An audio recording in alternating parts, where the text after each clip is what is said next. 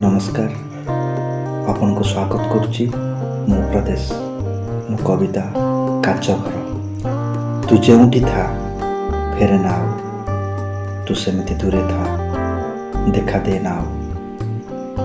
फेरिले पुणी फेरी बसे अभूला अतीत, भेट हेले पुणी लेउटी बसे स्पर्श।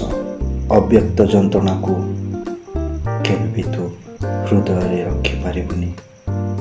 मोर अजस्र प्रश्नर उत्तर तू केबे देई पारिबुनी।